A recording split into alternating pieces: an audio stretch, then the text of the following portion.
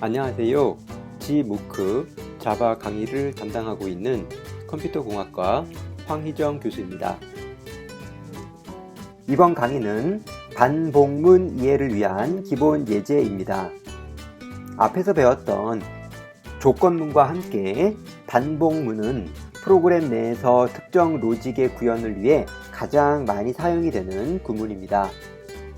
이번 강의를 통해서 반복문에 대한 기본적인 개념을 이해하고 대표적인 반복문이라고 할 수 있는 for문과 그리고 while문의 활용에 대해서 알아보도록 하겠습니다. 자, 먼저 반복문의 기본적인 내용에서부터 살펴보도록 할게요. 반복문은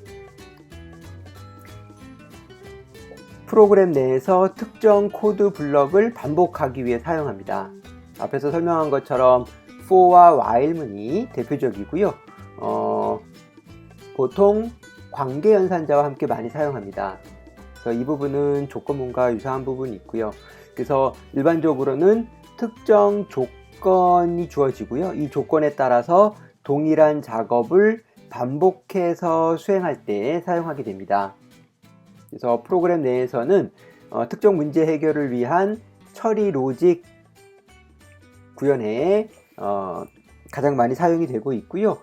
보통 이러한 처리 로직은 알고리즘이라고도 하긴 합니다. 그리고 이러한 알고리즘 구현에 앞에서 배웠던 조건문과 그리고 반복문이 주요 역할을 수행하게 되는 것이죠. 자, 대표적인 반복문인 for의 경우에는 전통적인 for 형태는 초기 값이 주어지고 조건식을 충족하는 동안 중간에 값을 변경시키는 증감식이 들어가게 됩니다. 자, 이러한 값들은 생략이 가능하고요. 그래서 생략이 가능하지만 각각의 자리에 이렇게 세미콜론이 들어가야 됩니다. 여기 지금 콜론처럼 보이지만 세미콜론이 되겠죠. 콜론처럼 보이지만 세미콜론이 되겠고요. 그래서 보통 for문은 시작이 정해져 있고 그 다음에 조건식 어디에서 시작해서 어디까지 라고 하는 시작과 종료가 정해져 있는 형태의 사용하는 구조입니다. 그리고 이 과정에서 이러한 조건식을 만족할 수 있도록 변수의 값을 보통 증감하는 증감식이 들어가게 됩니다. 그리고 이제 모든 조건이 없이 이렇게 사용하게 되면은 이제 for문을 무한 루프로 활용할 수가 있게 되죠. 자, 또 다른 for 유형이 있습니다. 이것은 for in 형식의 구문이라고 얘기를 합니다. 집합형 데이터가 주어지고요. 기본적으로는 이 집합형 데이터의 크기만큼 순환하게 됩니다. 그리고 각각의 데이터를 하나 꺼내서 이 변수에 대입하게 되는 거죠. 그래서 코드가 훨씬 간결해지는 장점이 있습니다. 다만 이제 이러한 구조는 집합형 데이터를 전체 크기만큼 루프를 돌기 때문에 특정 크기만큼 루프를 돌게 하기 위해서는 앞에서 나왔던 전통적인 for문의 형태를 사용을 해야 되겠죠. 그래서 보통 최근에는 배열이나 컬렉션과 같은 집합형 데이터 처리에 이와 같은 구조를 많이 쓰고 있습니다. 다음으로는 while문인데요. while문은 특정 조건식이 true인 경우에 조건을 반복하는 거죠. 그래서 while문 내에 조건식을 변경하는 로직이 있어야 되고요. 그렇지 않으면 무한 루프가 될 수 있으니 주의해야 됩니다. 자, 또 다른 while문의 형태로는 do while이 있습니다. 그렇지만 이 do while이라는 문장은 보통 객체지향 프로그래밍 언어에서 많이 사용하지 않고요. 기존에 우리가 C 언어와 같은 절차지향형 언어에서부터 나왔던 개념입니다. 그래서 특정 조건을 먼저 수행하고 그 다음에 조건을 체크해서 조건이 맞으면 다시 이 블럭을 수행하는 구조입니다. 그래서 이제 보통은 이제 while문을 많이 쓰고요. 뭐 특정한 경우 do while을 쓸 수 있으나 여러분들이 세운 로직이 while로는 도저히 구현이 안 되고 do while로만 구현이 된다. 그러면 한번 좀 생각을 해봐야 됩니다. 뭔가 로직상의 오류가 있을 가능성이 있을 수 있습니다. 그래서 그런 부분들 주의하고요. 자, 그러면 이러한 반복문들에 대한 기본적인 내용들을 예제를 통해 알아보도록 하겠습니다.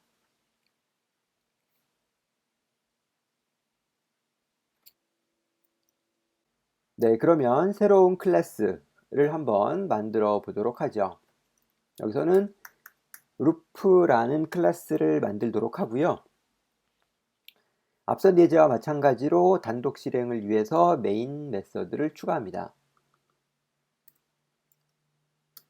자, 먼저 power라는 변수 값을 13, 뭐 다른 숫자를 해도 상관없습니다. 임의로 10 이상의 숫자로 한번 설정을 해 보도록 하고요. 그 다음에 반복문에서 사용하게 될 배열, 멤버스 배열을 하나 선언을 해 보도록 하죠.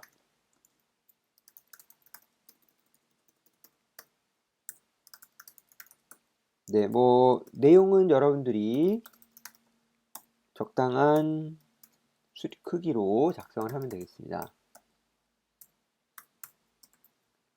데이터 크기가 정해져 있는 것은 아니기 때문에요. 여기서는 4명만 추가를 한번 해보고요. 자, 전통적인 포문을 이용해서 한번 배열 데이터를 출력해 보도록 할게요. 자, for 반복해서 무슨 일을 하는 거죠? for 그 다음에 시작값, 초기값이 들어가야 돼요. 그래서 보통 int i는 보통 인덱스의 약자로 사용을 합니다. 보통 배열의 인덱스가 0부터 시작하기 때문에 이와 같이 배열의 데이터를 다루는 포문은 i를 0부터 시작하게 됩니다. 자, 그 다음에 i가 10보다 i가 이제 배열의 크기만큼 순환을 해야 되겠죠. 그렇기 때문에 크기는 보통 배열의 크기를 구하는 members.length라고 하는 필드 값이 있습니다. 그래서 members.length보다 작은 동안 어떻게 i 값을 증가시켜라. 자, 그 말은 처음 시작했을 때는 i 값이 0이지만 이 포문이 한번 순환이 돼서 다시 할 때는 i가 이제 1로 증가되어 있는 거죠. 그래서 i가 0, 1, 2, 3, 4 이렇게 증가되는 그런 구조라고 할 수 있겠습니다. 자, 데이터를 출력하기 위해서 system.out.println 자, 배열의 데이터를 출력해야 되겠죠. members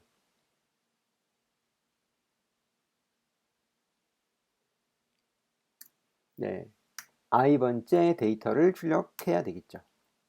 그렇죠? 네, 한번 출력해 보도록 할게요. 네, 그러면 홍길동, 김길동, 김사랑, 아무개 이렇게 이제 데이터를 출력하는 것을 알 수 있습니다. 자, 동일한 포문을 for in의 형태로 구현하게 되면요. 배열에 있는 데이터를 하나 꺼내면 스트링 타입입니다. 여기 보는 것처럼 요 멤버스라는 배열은 스트링 타입으로 선언이 되어 있기 때문에 그렇죠. 스트링 name in members 이렇게 해주면 됩니다. 자, 그러면 이쪽에 있는 멤버스 배열에 있는 데이터가 루프를 돌면서 하나씩 일로 전달이 되는 거죠.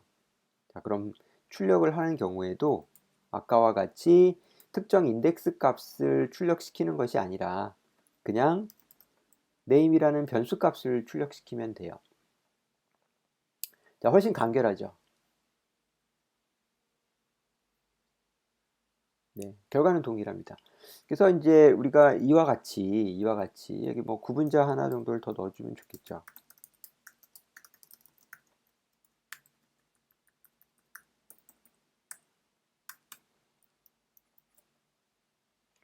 집합형 데이터를 사용하는 데 있어서는 이런 전통적인 for 구문보다는 이런 구문이 for in의 형태가 더 잘 어울린다라는 겁니다. 자, 이 이외에도 최근에는 이런 for가 아니라 그 집합형 데이터의 for each라는 메서드를 통해 가지고 함수형 프로그래밍 방식으로 처리하는 방법도 있습니다. 이 부분은 뒤에서 다시 또 배우도록 하고요. 자, 이번에는 또 다른 for문의 형태인 while문을 한번 알아보도록 할게요. 자, 역시 구분자 하나 넣어주고요. 자, while은 이 조건을 계속 반복하는 건데요. 이 안에 조건을 어떻게 넣을 것인가?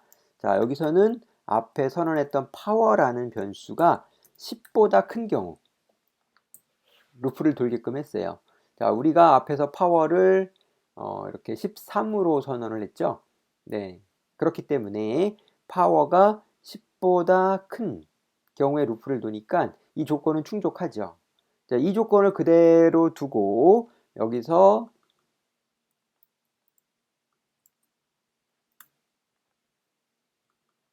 파워가 고라고 문자를 하나 출력시켜 봅니다.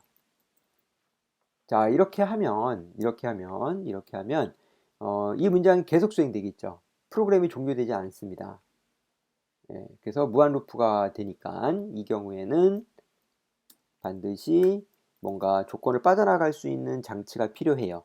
그래서 여기서는 power라는 변수값을 루프를 돌 때마다 한 번씩 감소시키도록 그렇게 했습니다. 자, 그러면 처음에는 10보다 크냐?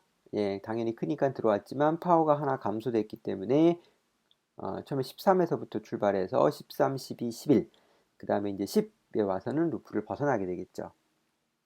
그래서 다 돌고 나면은 멈췄다 라고 하는 스탑 메시지를 한번 출력해 보도록 할게요. 자, 실행하게 되면은 앞에 이제 두 개의 결과는 그대로 유지가 되었고요. 자, 세 번의 고가 호출이 되고 그 다음에 멈춘 것을 알 수 있습니다. 자, 이와 같이 for문을 이용을 해서 다양한 데이터들을, 배열의 데이터를 다루는 방법과 또 while문으로 특정 조건만큼만 데이터를 순환할 수 있는 방법에 대해서 알아보았습니다. 자, 여기서 뭐 한 가지 더 살펴보면 이러한 for문을 이용해서 다양하게 여러분들이 로직 설계를 할 수가 있습니다.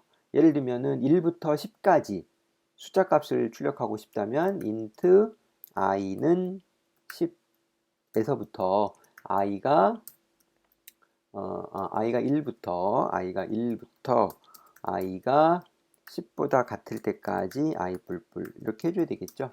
예, 그래서 여러분들이 이제 로직을 설계할 때 잘 설계를 해야 됩니다. for의 시작값과 종료값. 네, 자 이렇게 하면은 i 값을 출력해 보면 되겠죠. 예, 그러면 1부터 10까지 출력이 되는 거예요. 네, 1부터 10까지. 자, 보통 for문 할 때 많이 사용하는 예제가 있죠. 바로 구구단입니다. 구구단.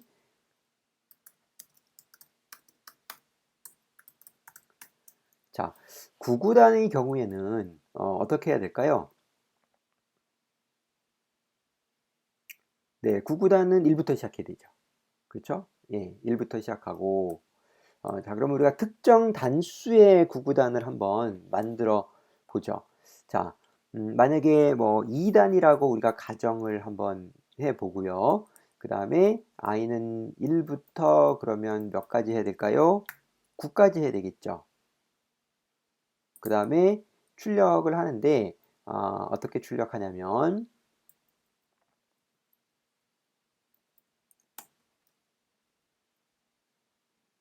프린트 F를 쓰는 게 낫겠죠.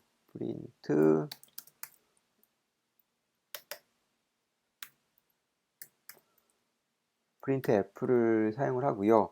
자, 포맷으로 이제 모양을 만들어 줘야겠죠. 2단이니까 2단 곱하기 뭐가 y 돼요. 그쵸? 2는 4 이렇게 되니까 여기에다가 변수값을 찍어줘야겠죠. %d. 그래서 2 곱하기 n은 결과값도 역시 %d 형식이 돼야 되겠죠. 자, 그 다음에 한 칸 뉴라인 넣어주고, 자, 그 다음에 첫 번째 아규멘트는 인자는 인덱스니까 i 값을 출력해 줘야 되겠죠. 그래서 1부터 9까지가 출력이 되고요. 결과값은 2 곱하기 i가 되겠죠. 그럼 2단이 되는 거예요. 자, 한번 출력해 볼게요. 자, 그러면 2, 1은 2, 2는 4에서 2, 9, 18까지 9, 9단이 출력된 걸 알 수 있죠. 자, 조금 더 나아가서 그러면은 이렇게 특정 단수만 출력하는 것이 아니라 여러분들이 2단에서부터 특정 범위를 지정해서 뭐 2단부터 5단까지라든가 혹은 뭐 2단부터 10단까지라든가 네, 여러분들이 원하는 형태로 만들 수가 있죠. 뭐 2단부터 9단까지만 만든다거나 그래서 9, 9단을 만들 수 있는데 이렇게 포문도 역시 이 부문처럼 중첩해서 사용하는 것이 가능합니다. 중첩해서 사용하는 것이. 자, 그렇기 때문에 요 로직은 특정 단수 하나를 처리하는데 검증이 된 로직이죠. 그래서 2단 대신에 이게 3으로 하게 되면 3단이 되는 거죠. 4로 하면 4단이 되고. 예. 그래서 이 경우에는 이 for는 각각의 단수에 대해서 루프를 도는 거고요. 여기에 새로운 for가 하나 더 들어가야 되겠죠. 그래서 int 단은 2부터 시작하죠. 2부터 단위 몇 가지 9단까지 해야 되니까 10보다 작을 때까지 이렇게 설계를 해야 되겠죠. 그러면 2부터 10보다 작으니까 9까지 되죠. 그래서 명시적으로 9를 보이게끔 하고 싶으면은 이제 이렇게 표시를 해줘야 9까지 되겠죠. 그 다음에 단을 역시 증가시킵니다. 자, 그러면 이제 이 로직은 2부터 9까지 루프를 돌게 되는 거고요. 자, 아까 만들었던 for문을 이 for 속으로 집어넣어 주죠. 자, 이 경우에는 인덴테이션, 즉 들여쓰기를 반드시 해주는 것이 좋습니다. 뭐 문법적으로 오류가 나는 것은 아니지만 구문이 보기가 좋죠. 블럭이 명확하게 구분이 되고. 자, 그러면은 다 된 거예요. 다만 출력할 때 여기가 2가 아니죠. 특정 단수, 이 바깥에 있는 단수여야 되니까 여기도 마찬가지로 %d로 바꿔주고 첫 번째 값이 i가 아니라 이제 단값을 찍어야 되겠고 얘도 단 곱하기 i가 되는 거예요. 그렇죠? 예, 그러면 처음에 2가 들어오고 얘는 여기서 2부터 9까지 루프를 돌고 다시 올라가면 3이 되겠죠? 3이 들어오고 3부터 9까지 루프를 돌고 예.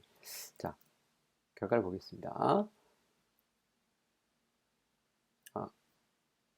에러가 났네요. 예, 우리 여기 인자 수가 틀렸네요.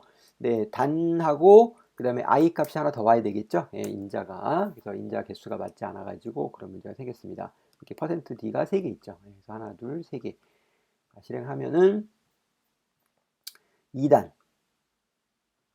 3단, 4단, 5단, 6단, 7단, 8단, 9단까지 출력이 된 것을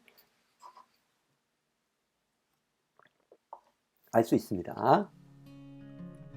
네, 자 이렇게 해서 여러분들 다양한 for 문의 활용과 while 문에 대해서 알아보았습니다. 수고했습니다.